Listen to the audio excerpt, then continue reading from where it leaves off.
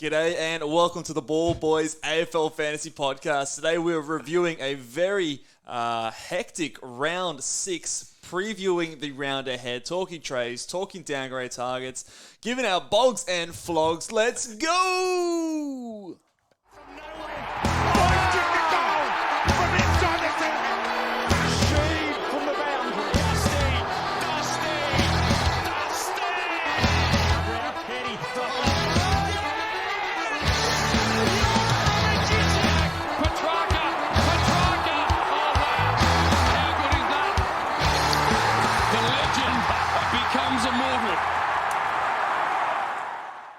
G'day and welcome again to the Ball Boys AFL Fantasy Podcast. I'm your host, Mitch Casey. You can find me on Twitter at Ball Boys Fantasy, joined by the mighty Luke Rogerson. The mighty Luke Rogerson. Thank you, man. This is a very good intro. The mighty Luke Rogerson. How are you today, mate?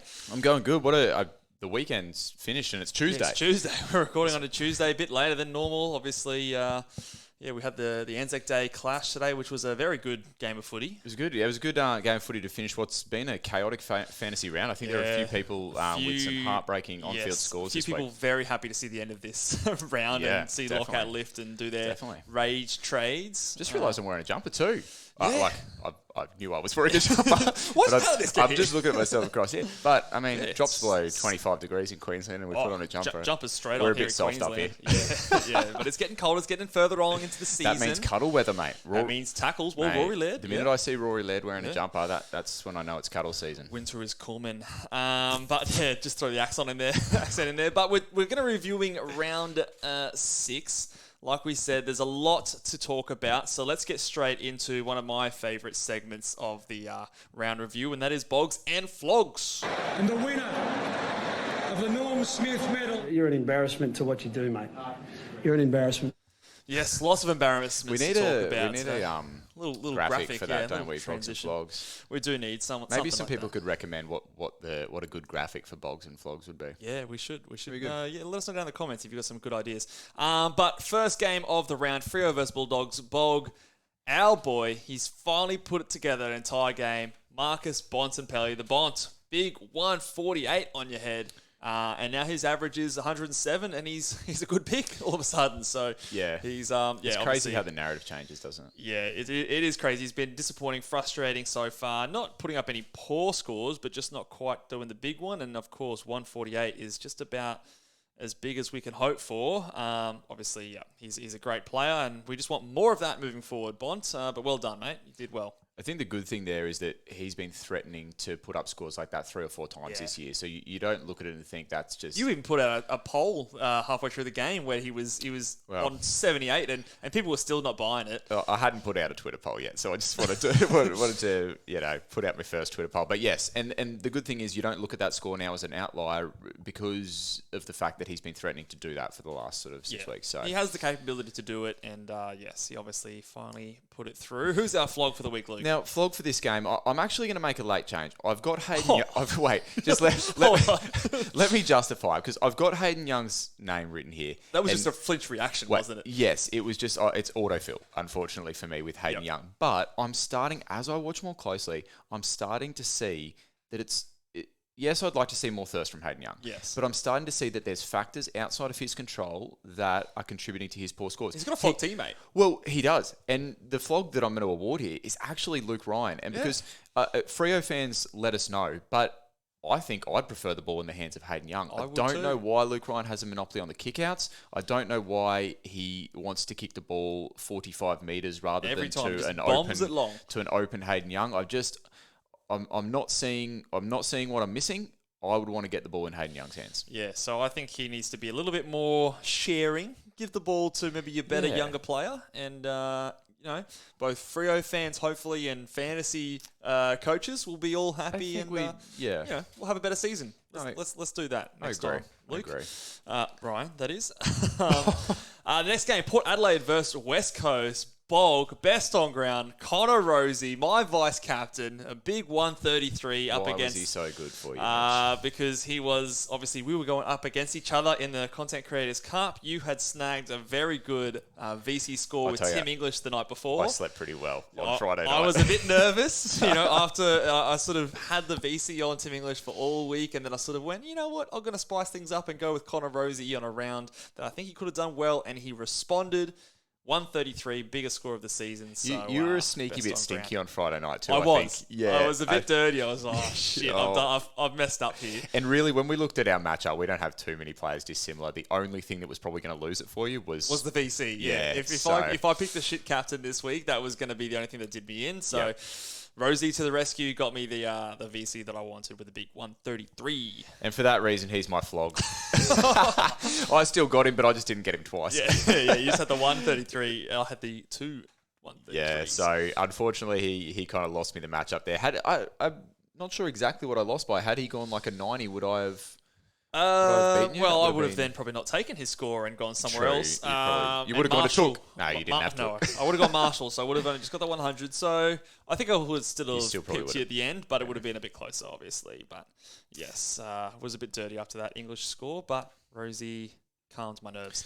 What about GWS Brisbane? GWS Brisbane, not too happy about this one. Best on ground, though, is Cogs. He's someone who is doing his job. He's over 100 averaging player at the moment. I was hoping that he might get a little bit cheaper for us non-owners, but 125, benefiting a little bit without Green there, but he's been pretty consistent, just with a couple of down scores, one sub-80 score against Essendon, but 79, if that's going to be your worst score for the first 6 rounds, that's pretty good, and he is, at the moment, averaging nearly 104 points, so that's about where I had him pegged for the season, so he's doing his thing.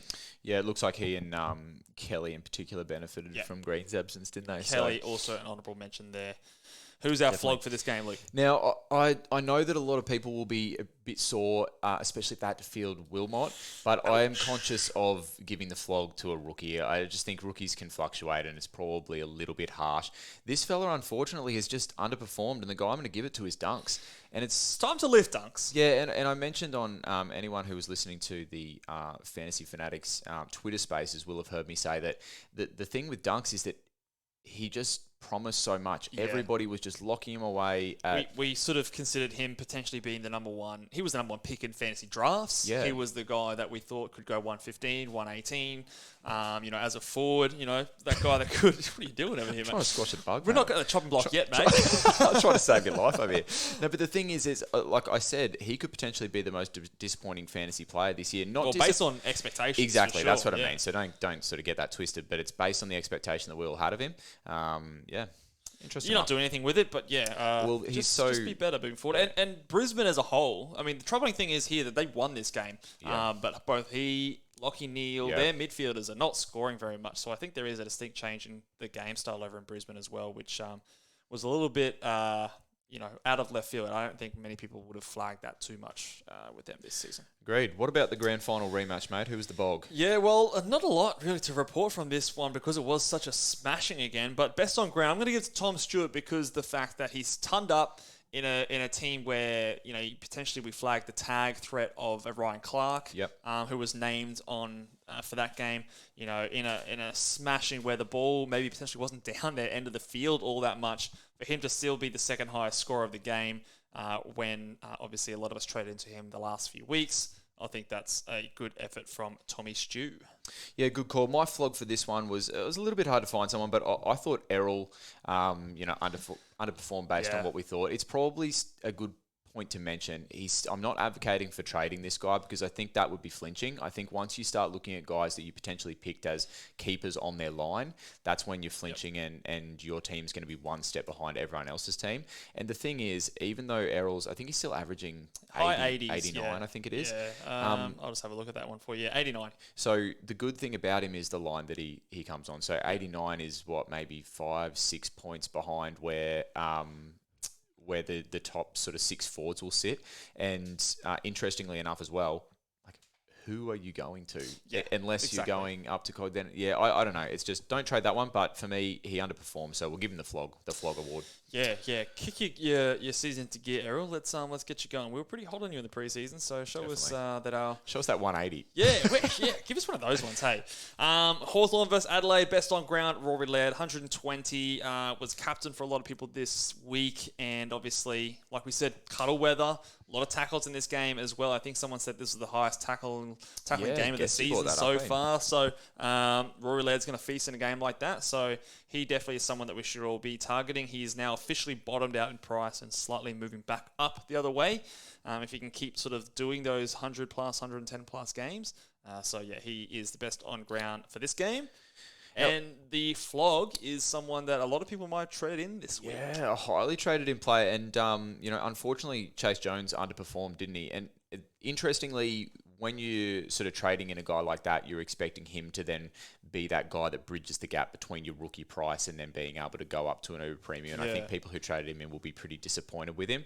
And he and the other bloke that was mentioned a lot last week, JJ, I think the difference between those was that from what I saw anyway, JJ's role still looked pretty solid. He looked like a guy that could still go to that average that we were hoping of the two of them, whereas Chase Jones was a little more disappointing. We've got a guy taking kick-ins, playing off half-back in a team that shares the ball around. He's done that before in that role versus a Chase Jones, who's a young player, put up a couple of good scores, but playing on the wing, hasn't done it before in a team like the Crows, who hasn't traditionally been the highest scoring team for wingers especially.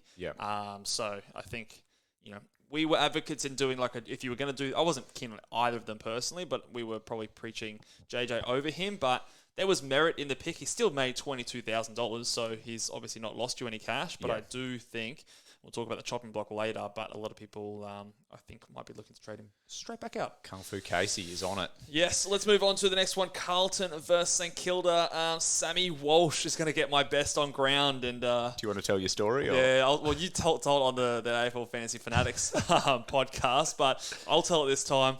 I'm assistant coaching as well as head coaching this year. I'm assistant coaching my partner's team. Team Elite, if anyone sees that team name in the rankings there, that's my partner's team, and we narrowed it down to two players. Sam Walsh was one of them. Yep. And guess who the other player was? It was the Tookster. It was Took Miller. And you want to know which way we went? We went bloody Took Miller. Obviously Sam Walsh, and I didn't hear the end of it for the whole weekend. So basically, his ears chewed off. With Sam Walsh going 130 plus, getting 89% or 83%, something like that, CBAs, and looking like the... Fair to say you're in the doghouse, I think, over that one. Yes, so the ranking could have looked a lot better had we gone the other way, but he obviously is a guy that has put his hand up to be a point of difference that people might be looking to target. I do really like me some Sam Walsh. Definitely. Now, from this game, again, maybe a player that's a little bit harsh to be called the flog here, but Crouchy. So the reason I've put him in as flog status is because anyone who owns him, he's a point of difference premium, isn't he? Yes. And we just know how much when you're watching your point of difference premium playing, it's your whole weekend can hinge on that. We were doing it with LDU, and I know there were people out there doing it with Crouch. And I think he put up like a 75, which is just not going to get it done. For and interestingly, doing that with Steele coming back into the team. Yes, they won the game as well. I wonder how that's going to impact him moving forward. Obviously, I think he'd be better than this, but. He was doing really well while Steele was out, and I'm not sure how that will affect him moving forward. For sure. Speaking of poor performing pods, we'll save that for the vlog. But the next one here is the Gold Coast versus North Melbourne.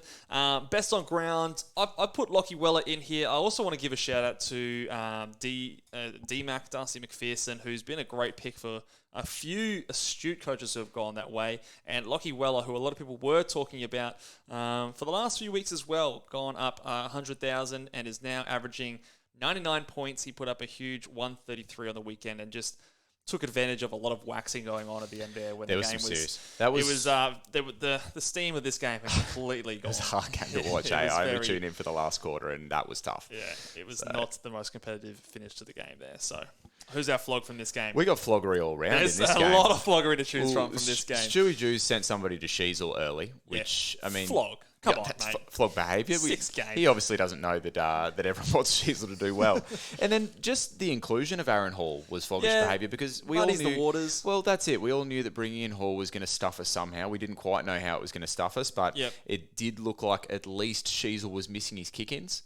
Yep. And even if the role's still there. Even if he was in defence. Those kick-ins are worth points. Yes. So, and then our last one, which we sort of alluded to before when we were talking about Crouchy, was the fact that we had to watch our point of difference premium stink it up, and that's LDU. And He's been frustrating me the last few rounds. Well, it's hard to imagine. We were talking about this that 3 or 4 weeks ago. We were watching him going, "This guy's a gun." Like, he is a gun. I stand by it.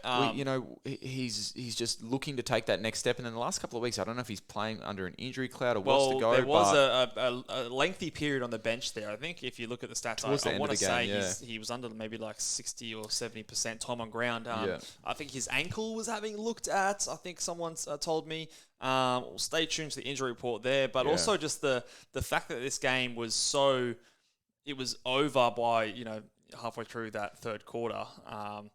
That when the game's not as contested and it's not as hot a contest there, he kind of suffers. Like even the game against like Carlton, we were watching that game and the intensity of the North Melbourne squad was so high in that game, even though they lost. Yes, you could definitely feel. They were in it more and they were playing faster, playing more aggressive. Whereas the last 2 games, that's been the total opposite. Yeah. And I think that if that's the way that North's kind of fronts up to these games, it's going to be a tough run for LDU. So hopefully Clarko can get them turned around. Yeah. I do believe they go back to Melbourne next round. So hopefully being back home can revitalise them. But yeah, LDU, not the best. It's a tough watch. Okay, we had to watch our Tiggies get done by the Dons last night, but who was your bog? Mate, the bright light for the Tigers this year so far, and for our fantasy team, has been Tim Taranto, and there's been, I'm calling them the big 4. It's been Tim Taranto, it's been Clayton Oliver, it's been Nick Dacos, and it's been Tim English. So you know what I'm tempted to do?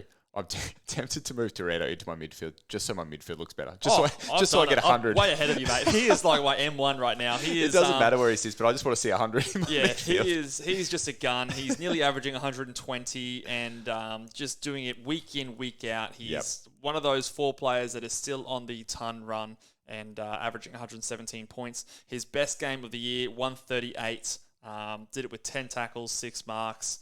And there's a whole bunch of disposals. So you're a legend, Tim. Keep it going, mate. Yeah, absolutely. It pains me to give this bloke the Flog Award, but just purely from a fantasy perspective, Liam Baker. It was a tough watch, especially for a guy that seemed to be starting to promise so much. I think even the GOAT mentioned on his podcast through the week that he was converted. I think Xavier just chipped away, and eventually be careful with that. Can't let Xavier get in our ear too much. Shout out to Xavier. And so the GOAT has ticked it off. But the thing that I said just before on the Fantasy Fanatics pod was that he's just a Swiss Army knife, isn't he? And the fact that Short was back there, Short and Rioli, the distributors. That's what we've always said. Bakes is like...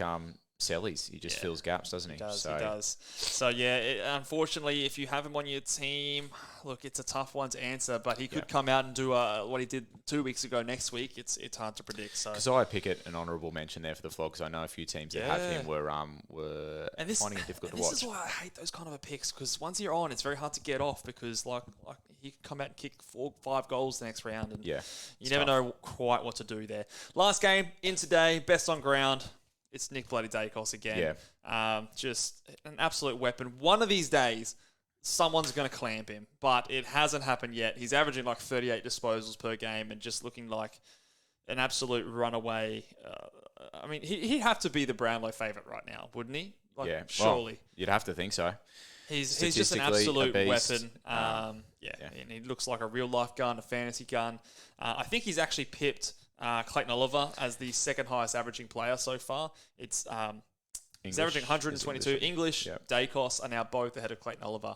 As crazy as it sounds, he's going to be $1 million before long. I think he might get there actually next week. It's freakish. Big one. It's freakish. And for this game, my flog is Nick Dacos. This man makes me feel impotent as a man. I'm 28 years old. He's 20. What have I done with my life? Yeah. I watch this guy and think, this guy's 20 years old. What was I doing at 20? We're seeing something really incredible here, aren't we? This guy's running around and just making me feel insecure. And so that for me is floggish behaviour. Nick Dacos. He looks tanned. He looks tanned. He's got a great haircut. His hair looks good. Yeah. He makes me feel all round insecure, and so that's floggish behaviour. Yeah, no, you can't be doing that, Nick Dacos, especially not on a bloody public holiday when we're just sitting around having a good one. Making me feel bad about myself, Nick. All right. That will do it for the Bogs and Flogs. Let's throw this one up there one more time. And the winner of the Norm Smith medal. You're an embarrassment to what you do, mate. You're an embarrassment. Yeah, Nick Dacos, you're an embarrassment, mate. But anyway, moving on to... Before we get to our news, can we review our spicy takes from last week? So, reviewing the spicy takes... Let's review. Let's start with yours. What do you remember what yours were? You got to do the sound grab. Oh, I like hearing the sound grab. Right. Spicy takes on the weekend.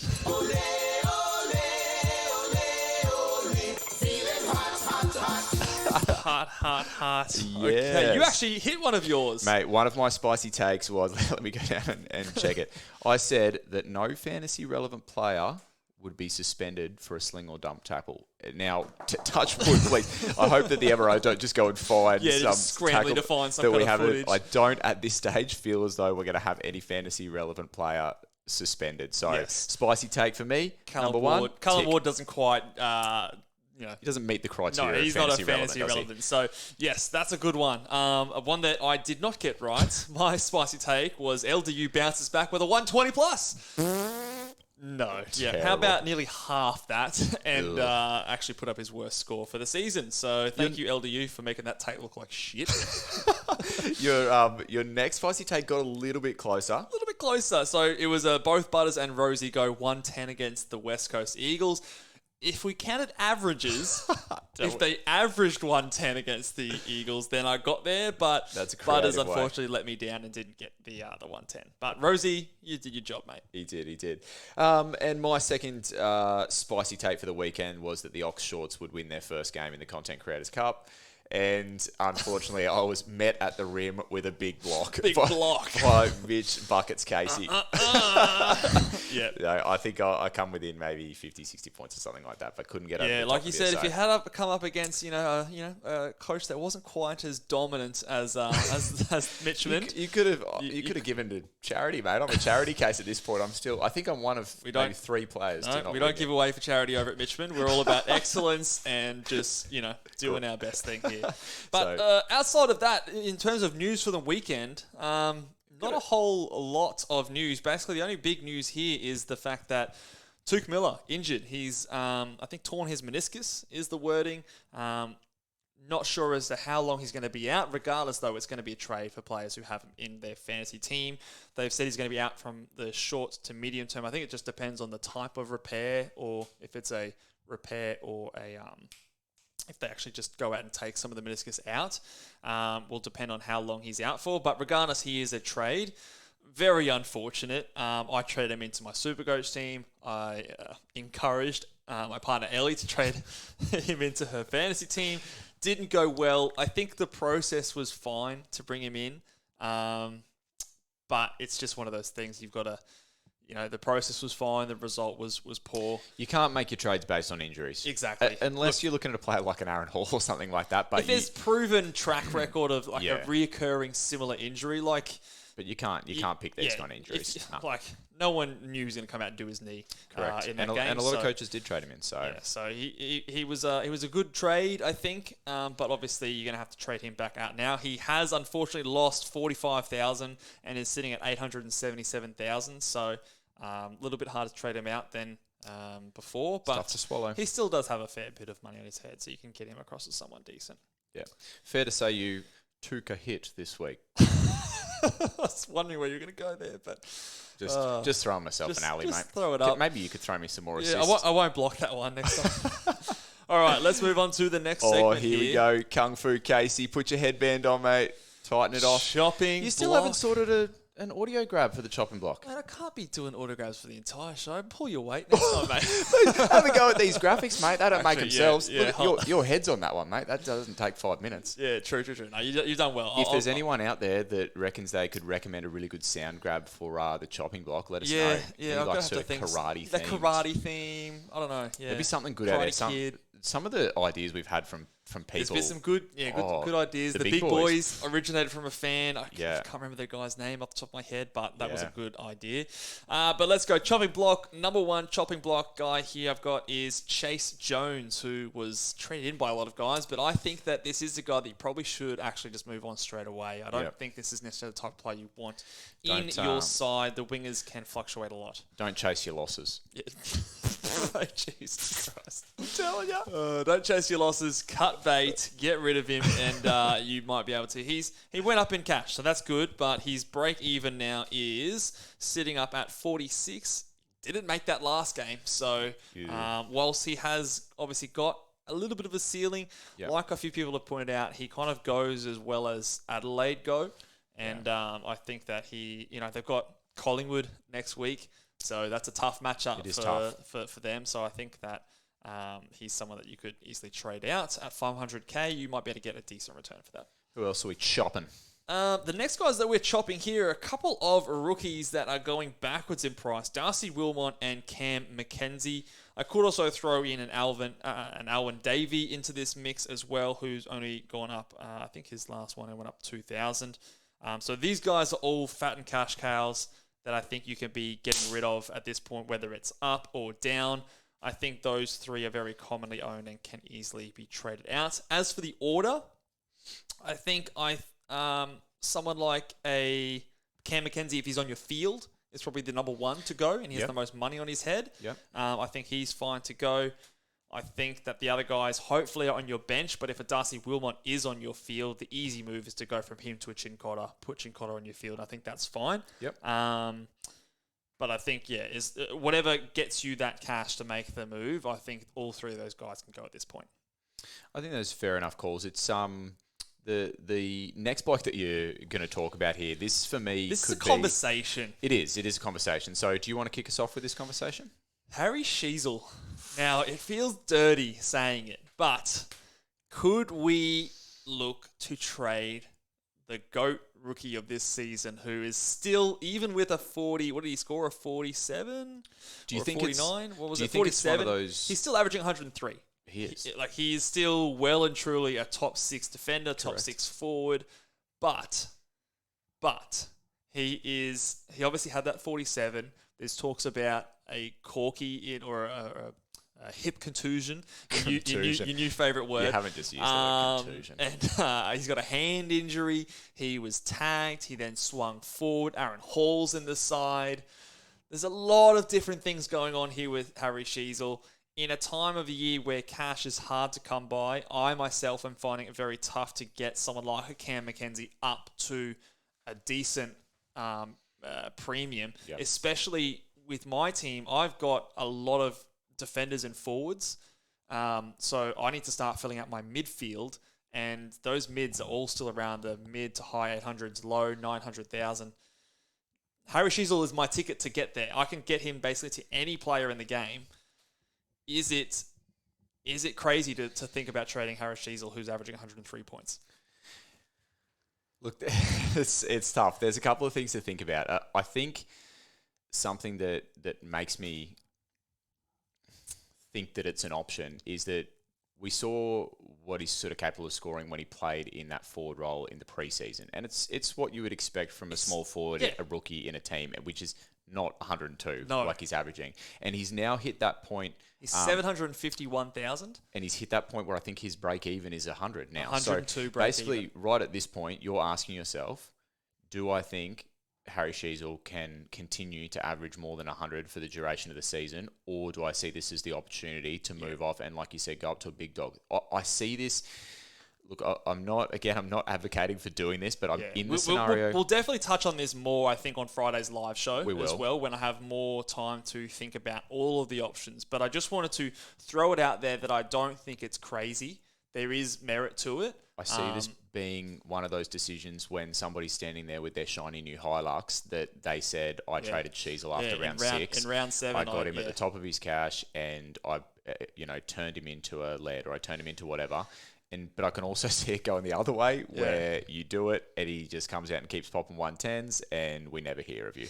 Yeah, yeah, that's the thing. You fade back into the bushes. The thing is, though, you're trading him to someone who's really good. So if you trade him to someone who's like a Clayton Oliver or a Rory Laird, you're not losing points per se. Depends who you put on the field in replacement for the other guy that you used to get to him. Do you know what I mean? Could you get to him from your bench? Say you're getting someone like you're going like a Wilmot out down to a Chincotta. Chincotta comes onto your field and then whatever. Like that might happen. So he's your upgrade.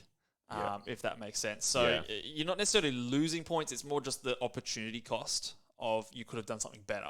Like you've just kind of sideways. Like if we expect him to do 100, basically he's a premium, and then it's kind of like sidewaysing a premium. So it's kind of like a waste in that point of view. It is really, where is he going to play? Where is he going to play moving forward? Is he going to get managed or rested or subbed at any point? Because remember, he's a first-year player. He's 18 years old. So I think it's inevitable that he has a rest at some point. It's just when he has that rest this season. But I'll be watching. I was just going to say, the other thing that makes this very interesting is he is 100% owned by people in the top 1,000. Like, everybody has him. So if he is rested, if he is subbed at any point, and you are the player that does trade him out and you get him to a Clayton Oliver, and if you get him to someone like a Sam Walsh or someone like that, that could be a huge leg up on the rest of the field that don't have the balls to do that. It's not for the faint of heart, but I just wanted to throw it out there that it could potentially be an option. I don't know if I'm going to go there yet or not, but I'm definitely considering it a play.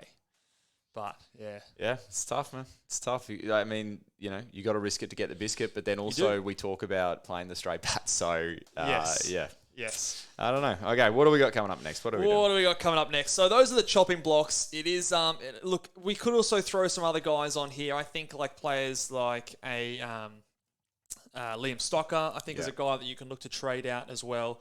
Talk to me about Jaden Hunt, because that's a good point. Because this is the thing. I've got him in my team. He could be potentially, for me, a stepping stone to someone half decent.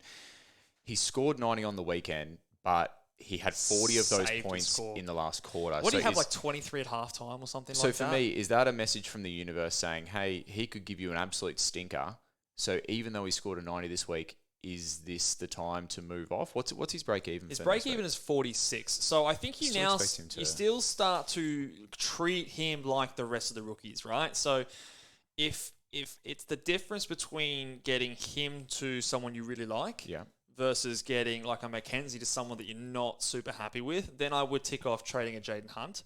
Trading him would put Chincotta, unless I traded him for a defender, it would put Chincotta at D6, which I think is a lot of teams to be running that. So I think that's not the end of the world. We've got a few loop options at times as well, with a few red dots in our defense and forward line. So I think that's not the end of the world. So I would tick off trading him if he gets you to the player that you want to get to, because it is hard to bridge that gap from those rookies that haven't made enough cash. But if you can still do a solid enough move and keep him on your field and trade the rookies out, I would still probably rather do that. But it is, I'm very conscious of the fact that it is hard to get those rookies to a premium. So, like, say you haven't got a Butters, for example, I still think he's a great target for a lot of people to go, and a lot of people probably could get there with their rookies. So I think if you can do a move like that and get rookies off your ground, then, tick that off. But if you're looking for one of those premium midfielders and, Hunt is the way to get there, then I think it's okay to move off him. Because like you said, at any point he can drop a rookie-like score and his cash generation has halted. So he's done a really good job for you so far, but don't get too attached. All right, we're going to look at some trade targets. Let's get it going. Looking in defence. I've said this guy for the last 3 weeks now, but Tom Stewart is still a trade target. He's still not getting away from us. 744, so he's starting to go back up. It's starting to get close to the point where you want to start to trade him in now and not later. Yep. But he is definitely someone who's done well for us the last couple of weeks. The guy who's coming back from suspension, Will Day, is also a trade target for me. You think he's going to be amped and ready to go, hey? You would think so.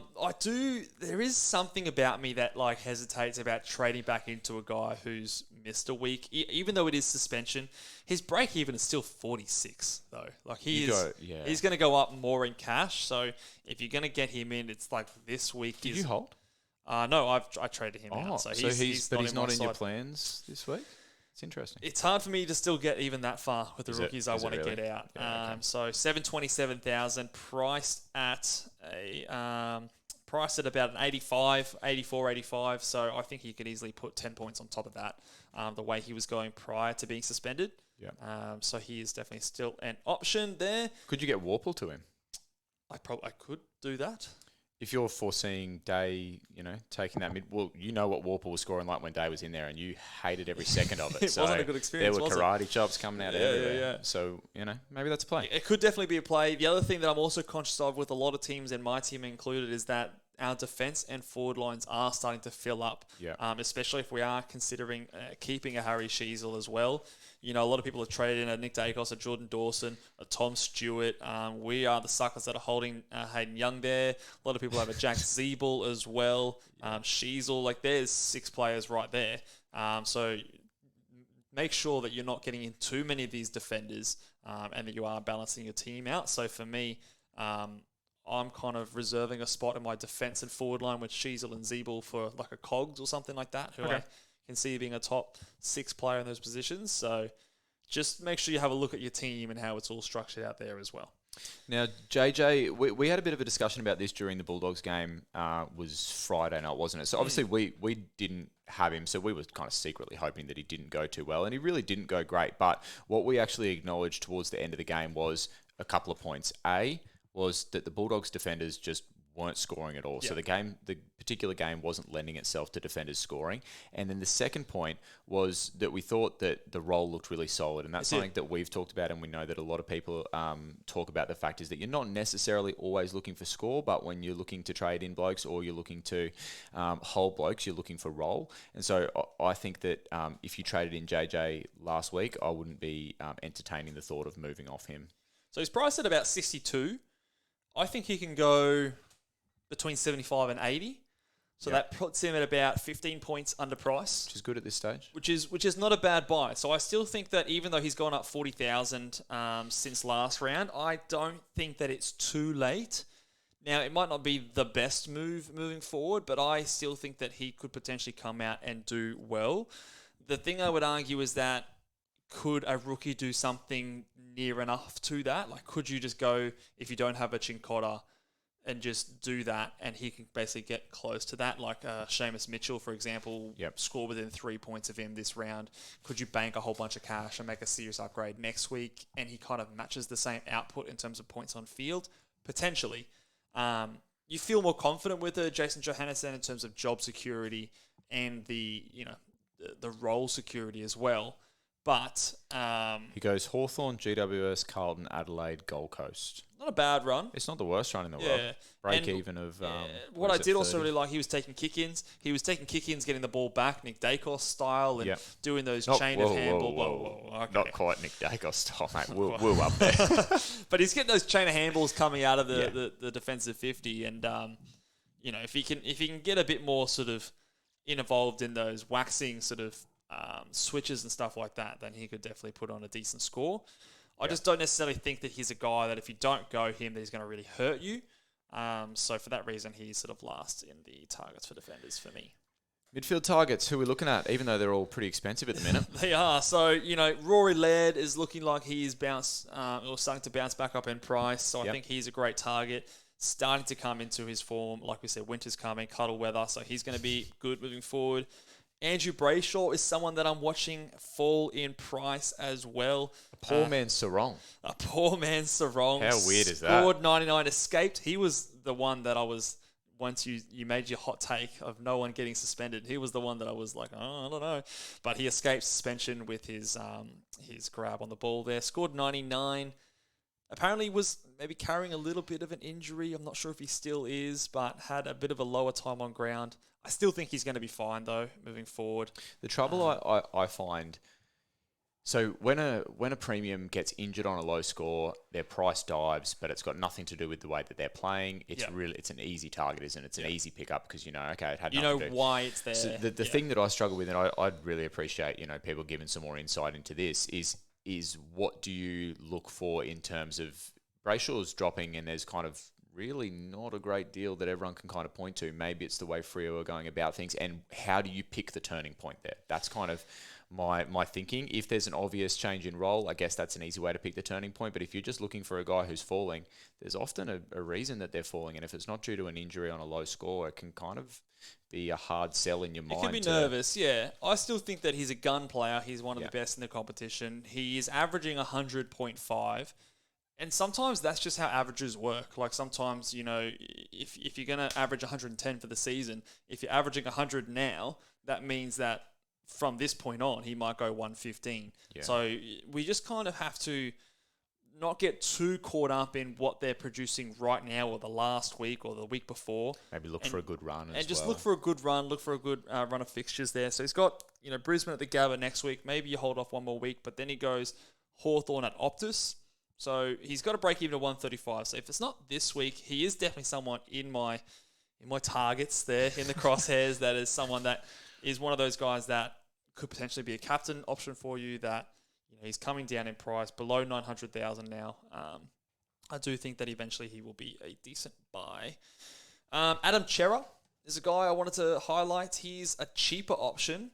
Put up a big score on the weekend, 130. St Kilda let them do what they like. They did. But he is someone that potentially a lot of people were looking at the start of the season and the preseason as a guy who could potentially take a step forward. He's now cheaper than what he started at, 763,000. So he's at like 100K cheaper than a lot of those other guys. I just don't see him taking that step forward, but that's the difficulty for me. He's priced at, what am I looking at here? So he's priced at 763.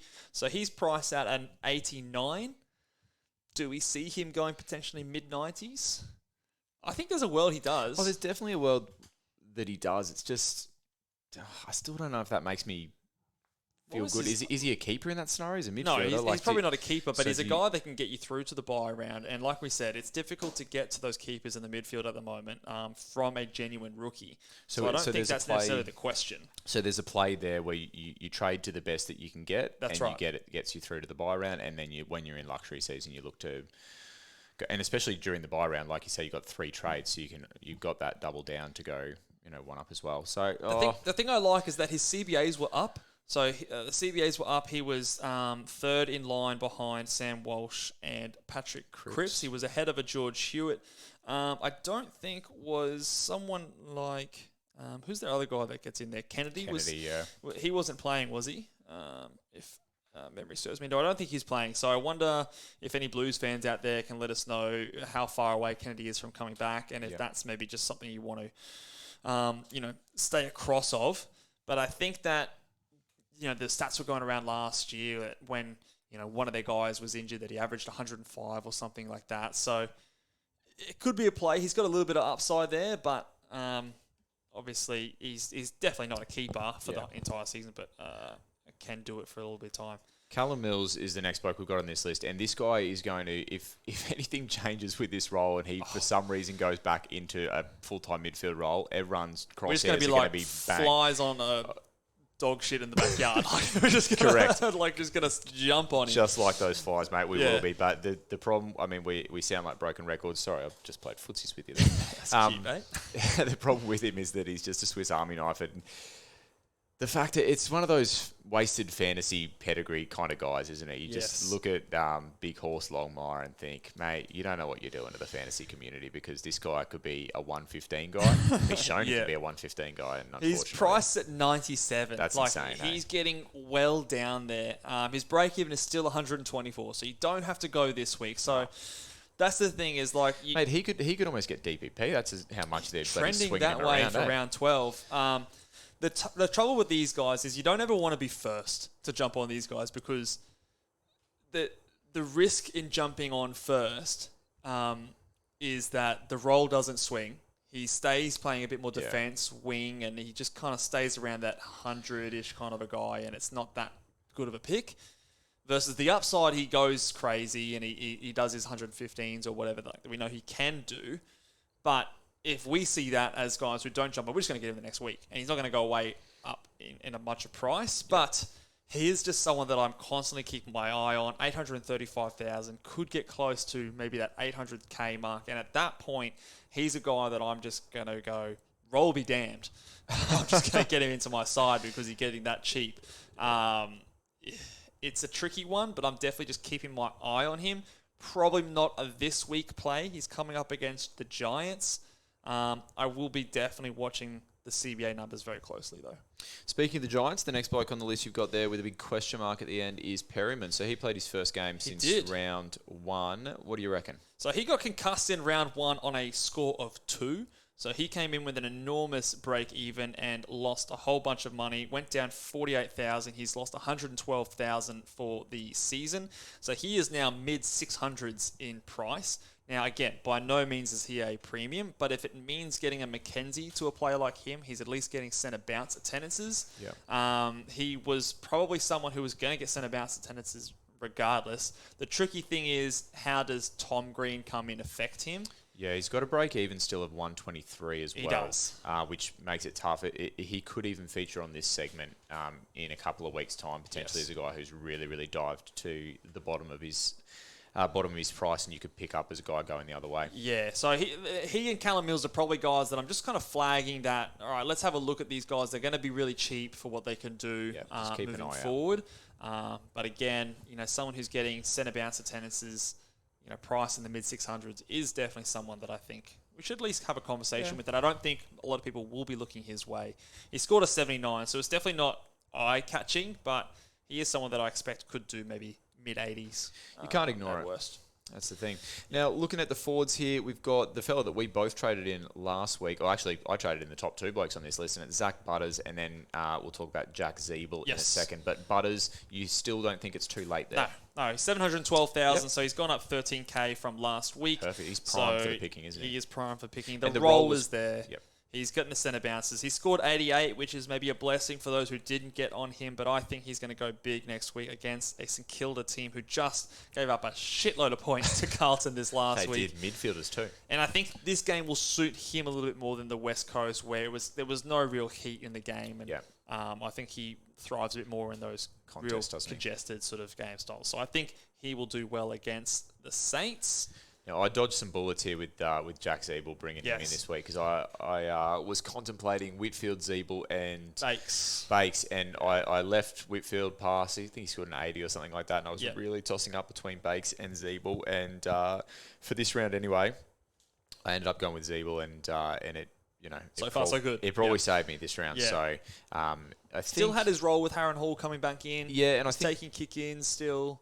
I think the safety that got me over the line to Sheezel in the end was just the fact that he's more highly owned in the top 1,000. I think he's 50% or so. Yeah, so it felt like the most straight bat move to me. And even though I'm poorly ranked, I've said this a couple of times now, I'm just looking to play the straight bat as best I can and just kind of chip away at it. And I actually made up almost 10,000 spots in the rankings. So I couldn't really have gone further down, but I'm still pretty happy to go up 10,000 spots this week. His price at 87, I think with Aaron Hall in the side, I actually don't think it changes his output that much because I think Sheezel was playing the Aaron Hall role of, seasons past. So price at 87, probably doing it better than Aaron Hall too. Yeah, I think so. But price at 87, I think there's probably only at best, maybe 7 or 8 points of upside there now. His DPP is handy, 751,000. It's starting to get a bit up there now, but you could do worse. I think there's probably better options than other lines that you could look at, like a Will Day, for example, that has a bit of a cheaper price tag and maybe a higher upside, but he is still there as someone that if you wanted to, you could go there. And then the last guy here, I've just got Cogs. Again, another guy that I'm just sort of eyeing off. The problem is he's going the wrong way in price for us non-owners. I just checked, and trading McKenzie down to Chincotta and then Hunt up, I fell about 20 grand short of Cogs. Oh, true. Yeah, see, I was hoping that he was going to get a bit cheaper than this, but he actually went up 26,000. Yeah. He's up at 869, so I think, again, he's probably not presenting much value at this point of the year, so he might be someone that we might have to look at getting in after his buy. Actually, I can't remember when the Giants have their bye. When are the Giants? When's their bye round? The Giants. Let me double check. Round 15, actually. So, yeah, you might be waiting a little while. But he is just someone that, again, he's definitely top 6. So, in my head, I'm kind of saving a spot for him within my side. So, I'm hesitant to trade in any more defenders or forwards because, like I said, between those links of Sheezel and Zeeble, those spots are getting pretty full in my side. And I would imagine a lot of other sides out there as well because the value options have been the Butters, have been the, Tom Stewart's, and all those Will Day this week. Like, these kind of guys have been the guys we've been targeting, whereas the midfielders just haven't quite dropped enough. So, hence the dilemma of the upgrade targets. Agreed. Now, time for some Twitter questions, I think. Yes, I'll have to just pull up the Twitter questions here because a few guys did answer or ask us some questions on the tweet that I sent out earlier. But let's have a look at them, bringing them now. Okay, who goes first, Luke? Mackenzie or Cade Chandler? Asks Zach, who is ranked in the top 2,000 and finally has a week with no forced trades. So good on you there, Zach. Nice. Ranking well. I'm going to go Mackenzie is my initial thought, but I'll put a caveat on it that I think you actually mentioned when we were talking to the boys over there at Fantasy Fanatics was that if going Chandler, who is a tin's pinch more expensive than Mackenzie, gets you where you want to go, or something, then don't hesitate if that's the case. Yeah, I think use the upgrade to determine if you can do the same trade with either player. I'm trading out Mackenzie. Chandler versus North Melbourne, I think this weekend should play pretty well. Hopefully, yeah. So I think he's probably a guy that you'd rather on your field. And Mackenzie's cash is going the wrong way. Break even at 65. He's made his money. He went down this week, I think. He's not going to make much more. So I think that despite the promise that he shows, you cut bait with players like this and get rid of him. Luca wants to know, now, are we looking at trading Hayden Young?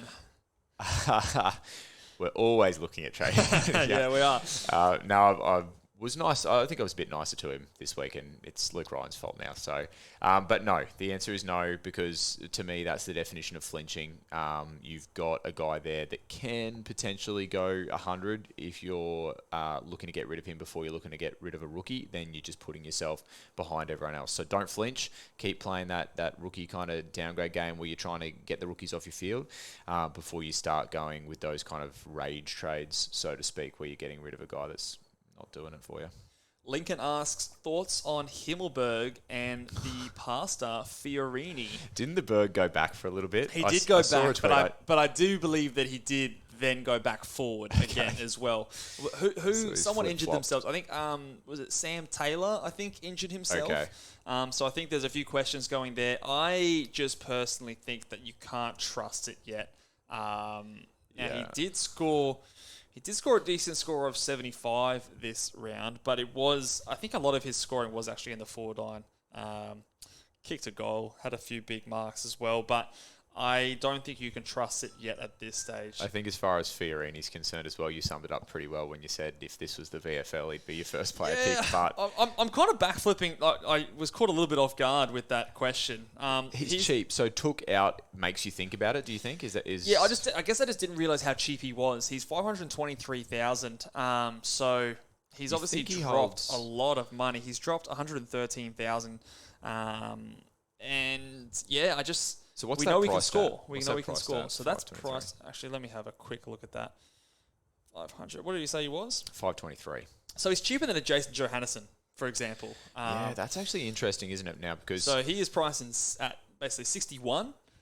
He can do a hell of a lot more than that. Well, let's talk scenarios then, because people will want to see how it's going to legitimately impact their team. So is he a guy that you're looking to take? Because taking one of those fattened rookies to him is really nothing. I could easily do like a Wilmot down and Mackenzie up. And you're probably pocketing some cash as well for next week. I think you're pocketing about 100k. You could do a Davey down and a Wilmot up, really. if you wanted to do that sort of a trade. Do you see that trade burning you? Like, is there a scenario where he gets dropped while Took's out? Like with Took out, you think he's going to hold his spot? You would think so. I don't like who else comes in and takes that role off him. Like maybe we need some Gold Coast people to flick some comments. We've got some sources in Gold Coast. I might have to ask my source here, but he fancies himself as part of Team Awesome source. Old Mitch, big inside reporter here. But like, if we just take a look back, if I bring you back to 2021, let me read out some scores. Jump in the time machine. Let me read out some scores here from the pastor here. Round 16 versus the Tigers. Who coined him the pastor? He just sounds like a pastor, I think. I think that might have been a traders thing. Okay. But 101, next round 113, next round 109, next round 142, 119, 119, 104. That's a no, one. It's not. Are that you serious? No, that is his scores, mate. I'm telling you, 2019. That is a run of 1, 2, 3, 4, 5, 6, 7 tons in a row. What the fuck? This guy can score. When he's given the role and he's given the opportunity, he finds the pill. Absolutely.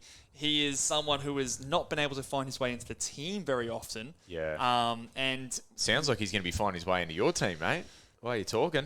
Yeah, I mean, I Lucky Bale's put him on your radar. He did. An hour ago. And he did. Like, I did not realize he was this cheap. We didn't even know he was bloody playing. So it's... Look, the question is always when a player like Took goes down, who's going to be the guy that jumps into consideration?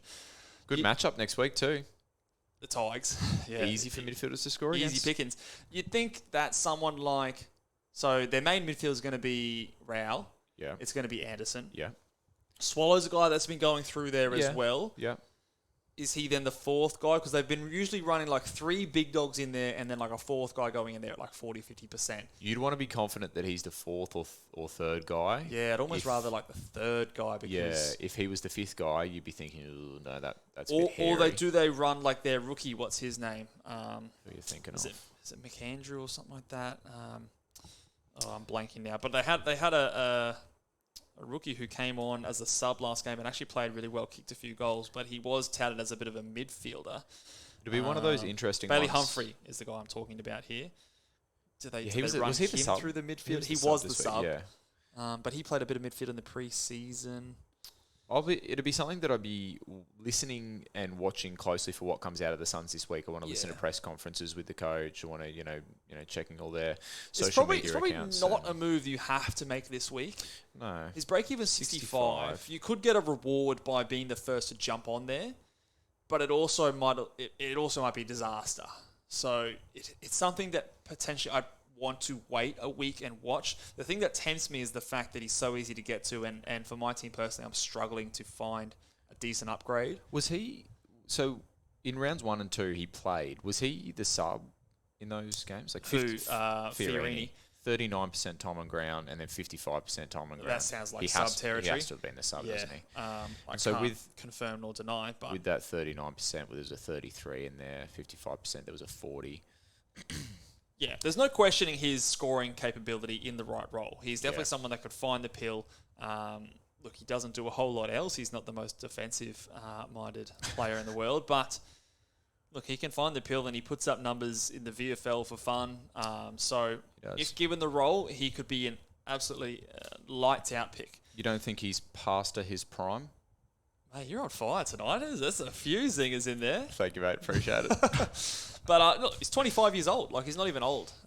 So maybe he's not. Yeah, he's right in the thick of it. So, very interesting one. I'm going to be listening in to see what the Gold Coast Suns are talking about with how they're going to cover Fiorini, monitor what their team looks like on that Thursday night and who comes in or who doesn't come in for that side. It could be a very, very good pick. It could also be disaster. So, big boom or bust pick there. Any other Twitter questions for us? Going back to the Twitter questions. If I find... I just got out of that to find whatever I was looking at before.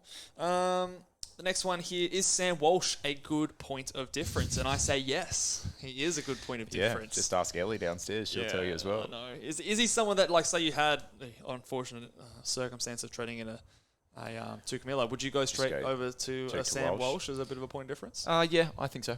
I think I'd tick that off. I think he's a guy that has the capability to be like a 110, 115 averaging player for stretches. And as a point of difference, that's exactly what you want. Yep. So I think that is good.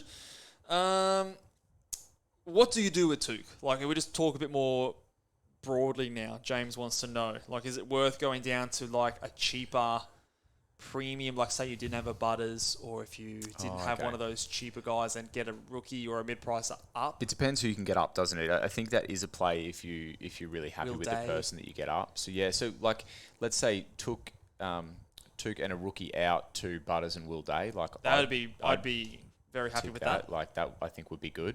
I guess that's a little bit like what I did with Green this week, wasn't it? You got a premium down to an underperforming premium. So I think that's all right. The other, I guess it just depends who you're bringing in. It depends what your team looks like as well, doesn't it? Yeah. So it's a play. I think if you can pull that off and you're confident with the two guys you're bringing in, then I like that the most. Yeah. If you're kind of trying to force it and you're bringing in players that you're just not too sure about and you're not confident with, then the safe play might just be a go across to another really good premium player. Yeah. Use another trade to do a rookie downgrade. Maybe hold a bit of cash so you can get a big trade the next week. And like I said before, it depends what your team looks like. So, for example, you were talking about the forwards in the mid starting to fill up. So let's say you held Will Day. Let's say you've got Butters in and your priority area is the midfield. Then for me, I'm just doing the two probably straight across. It's so hard to get anyone in the midfield that's cheap enough that you're confident enough to hold through to the end of the buys. So, but with two, you probably can. Yeah. So I'm saying like you don't want to do like a down to a cheaper midfielder, like a Perryman or something like that. Just go straight across in that situation. Yeah, I would agree. Yep. All right, let's go one more question here. 500k with Grundy and Warner. Does that mean 500k in the bank? Because that's a lot of money. What? Should I raise, trade, or upgrade? I think you're trading Grundy to English, who is now over $1 million. So what's that cost you? Let's have a look at Grundy. What is Grundy now? 250k or something. Grundy is 807,000, so that's going to cost you 200,000. So you've got still 300k left over. You got Chad Warner there. I'd still be doing a rookie upgrade if I was, and just hold. Hold Chad Warner. Yeah, because don't trade Warner. You're going to fall 300k on top of like a Cam McKenzie. What's that? That gets you up to someone in the that. Gets you to a Will Day. A Will Day as well. It could get you to a Butters. Gets you to Butters.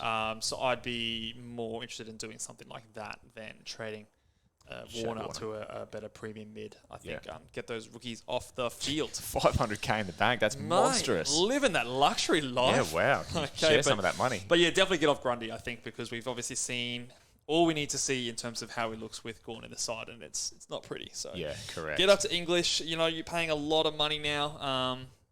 But I think that's because you've got so much cash left over. You can still do an upgrade with that. So yeah, that will do it.